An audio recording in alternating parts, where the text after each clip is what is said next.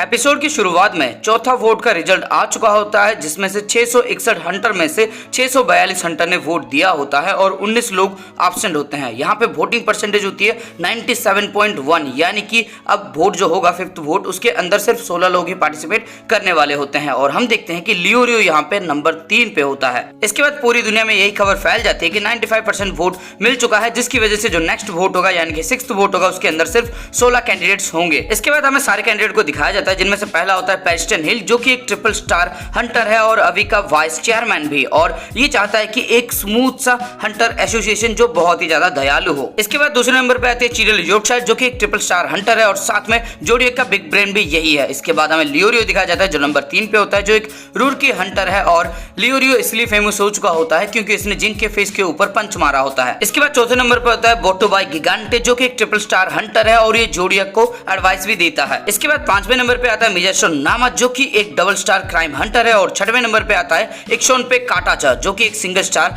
Hacker Hunter है। इसके बाद 7वें नंबर पे आता है टेराडिन न्यूट्रल, जो कि एक डबल स्टार हेड हंटर है और ये हंटर एग्जाम को थोड़ा सा बदलना चाहता है। 8वें नंबर पे आता है मोरल मैकरनेस है, जो कि एक सिंगल स्टार सी हंटर है, जो कि बहुत जल्दी ट्रिपल स्टार हंटर बन जाएगा क्योंकि उसने कैमरा एंड से फाइट किया था। इसके बाद नंबर 9 पे आता है साचो कोया कावा, जो कि एक डबल स्टार काउंसलिंग हंटर है और साथ में ये जोडियक का भी काउंसलर है। इसके बाद नंबर 10 पे आता है बिस्किट क्रूगर, जो कि एक डबल स्टार जेमस्टोन हंटर है, जो इस एसोसिएशन की मदर फिगर, मेरा मतलब सिस्टर फिगर है। नंबर 11 पे आती है सनविका नोटन, जो कि एक सिंगल स्टार वायरस हंटर है और एसोसिएशन की डॉक्टर भी यही है और ये चाहती है कि इसको कोई वोट ना करे। इसके बाद नंबर 12 पे आती है लिने हॉर्स डियोवर, जो कि एक डबल स्टार गवर्नमेंट हंटर है और पिछले 5 साल से इसने कोई भी बात नहीं की और साथ में ये सबसे बूढ़ी हंटर भी है। इसके बाद नंबर 13 पे आते हैं बुशिडोरा एम्बिटियस, जो कि एक सिंगल स्टार ब्लैकलिस्ट हंटर है। और इसके बाद आता है नंबर 14, जिसका नाम होता है लोपे हाईलैंड, जो कि एक लॉस्ट हंटर है और जितने भी हंटर्स गायब हो चुके होते हैं ये उन सब का पता करने की कोशिश कर रहा है। इसके बाद नंबर 15 पे आती है क्यूटी ब्यूटी, जो कि एक सिंगल स्टार क्यूटफुल हंटर है और इसने चेयरमैन नेत्रो के लिए एक फैन क्लब भी खोल रखा है। और आखिरी में यानी कि नंबर 16 पे आता है जिंग फ्रीस, जो कि एक डबल स्टार आर्कियोलॉजिकल हंटर है और ये जोडियक का सबसे आवारा मेंबर भी है। पहले पेरिस्टन ने इसकी इंसल्ट की, बाद में लियोरियो ने मुक्का भी मारा, जिससे लोगों को थोड़ी सी दया आई और जिंग फ्रीस को उन्होंने वोट दिया। इसके बाद हम किलोआ को देखते हैं, जो एकदम से हैरान हो जाता है क्योंकि लियोरियो तीसरे नंबर पे आता है और वो वही वीडियो देख रहा होता है जहां पे लियोरियो ने जिंक की धुलाई की होती है और लियोरियो उसको मरने के लिए बोल रहा होता है। और किलोआ सोचता है कि शायद ये जो वीडियो क्लिप है उसी की वजह से लियोरियो इतना ज्यादा पॉपुलर हो चुका है और इसका नैन भी काफी अच्छा है, ये पूरे क्राउड के सामने उसको यूज कर रहा है और उसको कोई भी प्रॉब्लम नहीं हो रही और इसको देख के ऐसा लगता है कि जैसे ये कोई इमिटर हो। इसके बाद किलोआ बोलता है कि क्या गॉन के पापा को कोई पसंद नहीं करता, सब उठ के तालियां मार रहे थे और तभी गोटो को किसी का कॉल आता है और ये कॉल रिसीव करता है और तब पता चलता है कि कॉल इल्यूमी ने किया होता है और गोटो इल्यूमी का नाम लेता है, जिससे अमाने थोड़ा सा रिएक्ट करती है। इसके बाद गोटो फोन किलोआ को देता है और किलोआ फोन पकड़ता है और गोटो को थैंक यू बोलता है और तभी वो सोचने लगता है कि अब मुझे पता चल चुका है कि अलुका के बारे में हमारे फैमिली मेंबर्स क्या सोचते हैं। मेरे पापा मेरे ऊपर भरोसा करते हैं, तभी गोटो मेरे साथ है और उन्होंने मुझे रोका नहीं, लेकिन उनको अलुका की पावर से डर लगता है, जो कि नॉर्मल है क्योंकि मेरी एक भी छोटी सी गलती और हमारी पूरी फैमिली खत्म हो सकती है। लेकिन वो अलुका की पावर को कंट्रोल भी करना चाहते हैं, इसलिए उन्होंने अलुका को एक ऐसे रूम के अंदर भर्ती कर दिया जहाँ पे बहुत सारे खिलौने थे और किस लिए वो ऐसा कर सकते हैं। तभी उन्होंने अपने सबसे भरोसेमंद बटलर सुबोने और अमाने को भेजा है ताकि अगर मुझसे कोई गलती होती है तो फिर वो तुरंत हमें घर तक ले जा सकें और साथ में वो अलुका की पावर को भी जानना चाहते हैं। सुबोने और अमाने को पता है कि उन्हें क्या करना है, वो बहुत ज्यादा सतर्क है, लेकिन गोटो और कैनेरी ये दोनों मेरी तरफ है। और इसके बाद आता है इल्यूमी। जैसे ही इल्यूमी का नाम सुना अमाने ने उसने रिएक्ट किया था, यानी कि सुबोने, अमाने, ग्रैंडफादर और मेरे फादर सहमत नहीं है इल्यूमी के डिसीजन से, यानी कि इल्यूमी अलुका को मारना चाहता है। बहुत बढ़िया किया तुमने गोटो, तुमने जानबूझ के इल्यूमी का नाम लिया ताकि तुम अमोनी का रिएक्शन पता लगा सको। अगर सुबोने यहाँ पे होती तो फिर वो मेरे को डिस्ट्रैक्ट कर देती या फिर अमाने को सतर्क करवा देती। यह हमारी फैमिली का निजी मामला है, ये एक इनर मिशन है। जब फैमिली के अलग अलग मेंबर की राय अलग अलग होती है एक चीज के ऊपर, तब वो अपने तरीके से काम करते हैं, मिलके काम नहीं करते। ये एक प्रतियोगिता है। फादर और ग्रैंडफादर चाहते हैं कि अलुका को अपने पास रखे ताकि वो उसकी पावर को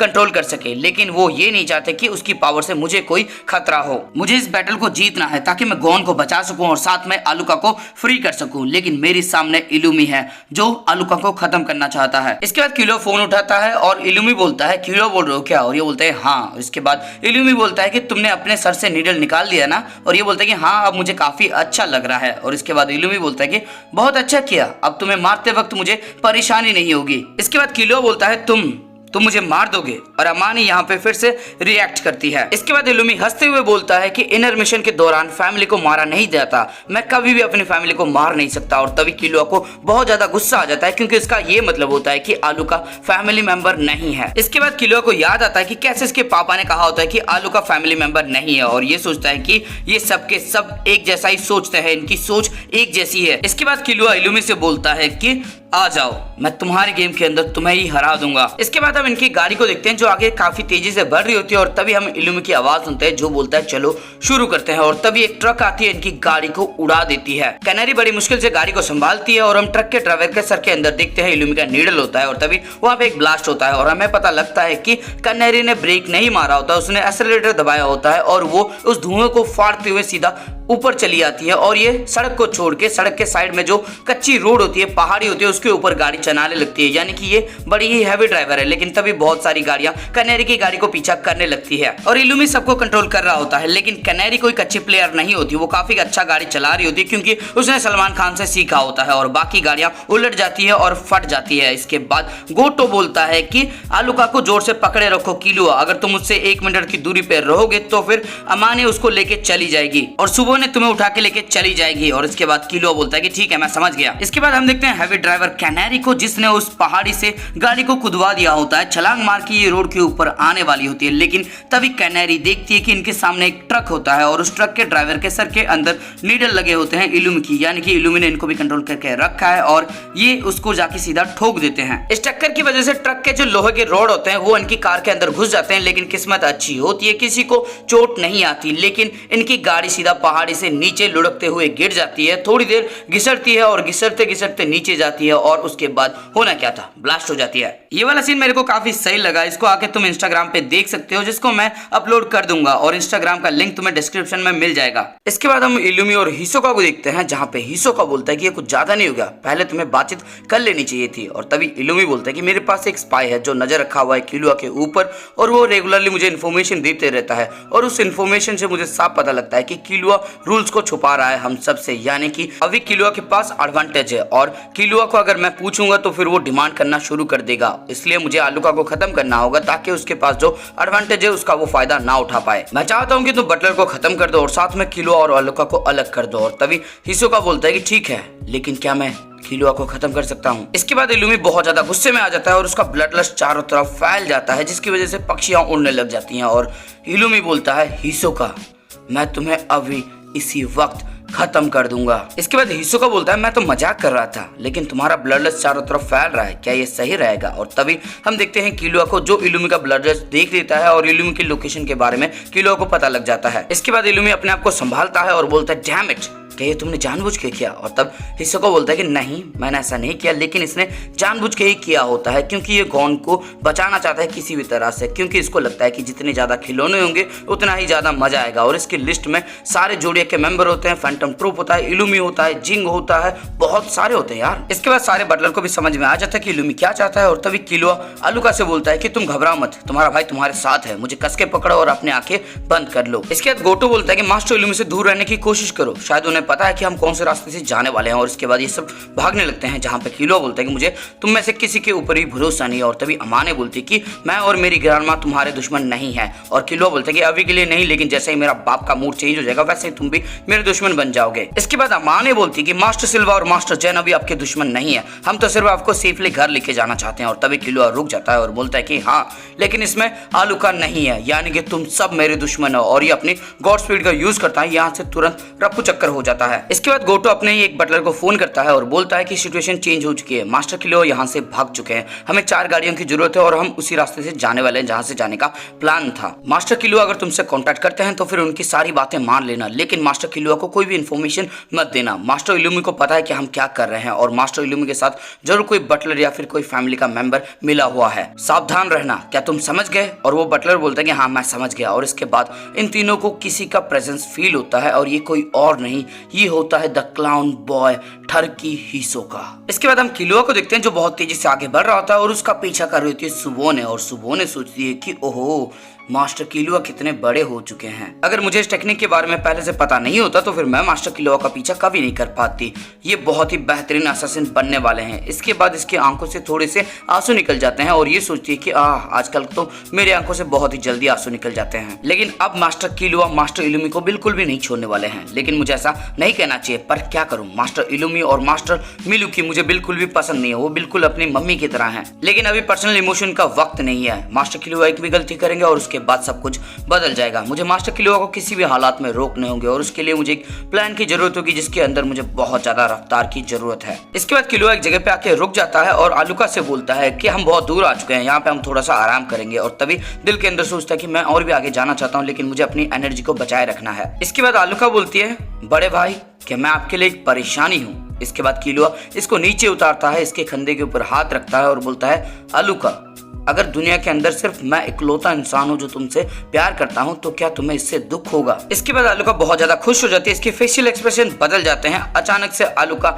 हिमावारी बन जाती है और बोलती है कि मैं इतनी ज्यादा खुश हो जाऊंगी कि मैं स्माइल करना कभी भी बंद नहीं करूंगी। इसके बाद किलुआ आलूका को हक करता है और बोलता है कि मैं तुम्हारे साथ हमेशा रहूंगा, तुम्हें चिंता करने की जरूरत नहीं। और तभी इसको कुछ महसूस होता है। इसको महसूस होता है कि कोई तो इसके ऊपर नजर बनाए रखा हुआ है और ये सोचता है क्या ये सुबोनी हो सकती है या फिर इलुमी। और किलुआ सोचता है कि ये आसान नहीं होने वाला, लेकिन कोई बात नहीं। और इसके बाद ये आलूका को बोलता है चलो चलते हैं। इसके बाद हम गोटो को देखते हैं जो बोलता है हिसोका से कि तुम कौन हो। और हिसोका बोलता है कि मैं एक जादूगर हूँ जिसको गुमनाम रहना पसंद है। और इसके बाद ये अपने सारे कार्ड को हवा में फ्लोट करवाता है, जिसको देखने के बाद कैनरी, अमाने और गोटो हैरान हो जाते हैं क्योंकि इनको इसकी एबिलिटी के बारे में कुछ भी नहीं पता। इसके बाद हिसोका अपने कार्ड को शफल करवाता है और अपने दोनों हाथों से उस कार्ड को दबोच लेता है। उसके बाद ये अपने सारे कार्ड को तेजी से दे मारता है और ये कार्ड बहुत ही तेजी से आगे बढ़ रहे होते हैं और सामने कैनरी और अमाने होते हैं जो इसको रोकने के लिए तैयार होते हैं। लेकिन तभी हम देखते हैं गोटो को जो अपने कॉइन को इतनी तेजी से दे मारता है कि ये हिसोका के हर कार्ड को जाके लगता है और हिसोका का